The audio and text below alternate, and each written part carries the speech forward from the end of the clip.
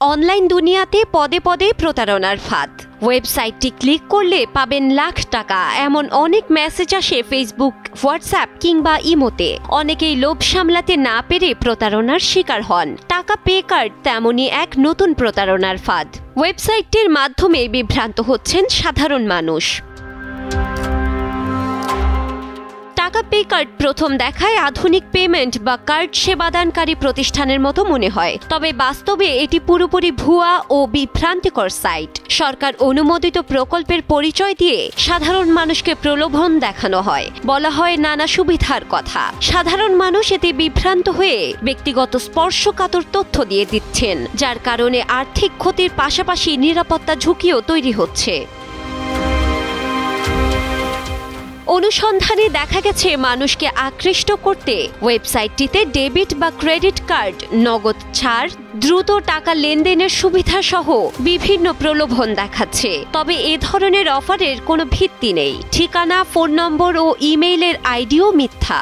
জাতীয় পরিচয়পত্র, ফোন নম্বর ও ব্যাংক অ্যাকাউন্টের মতো স্পর্শকাতর তথ্য চাওয়া হচ্ছে, যা ব্যবহার করে প্রতারক চক্র আর্থিক জালিয়াতি করছে।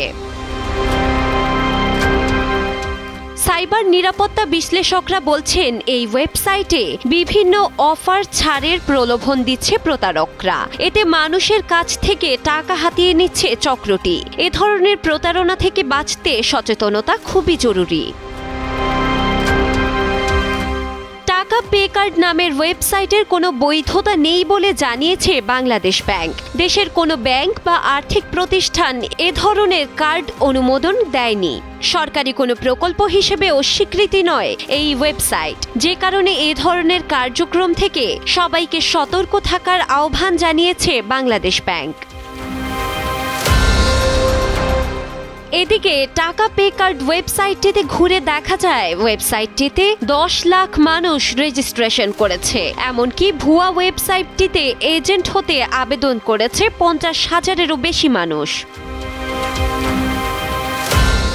টাকা পে কার্ড নামে একটি ওয়েবসাইট অনলাইনে প্রতারণা করছে, বিষয়টি দৃষ্টিগোচর হয়েছে বলে জানান বাংলাদেশ ব্যাংকের নির্বাহী পরিচালক ও মুখপাত্র আরিফ হোসেন খান। সাইটটির বিষয়ে এরই মধ্যে ব্যবস্থা গ্রহণ এবং সবাইকে সতর্ক থাকার কথাও জানান তিনি।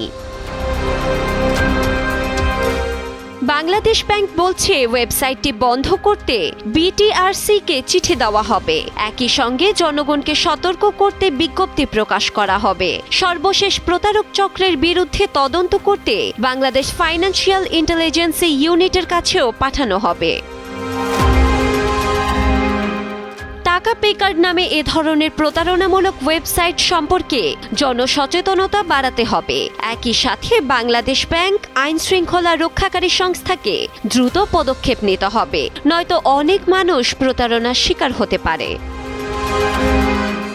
ডেস্ক রিপোর্ট, সময়ের আলো।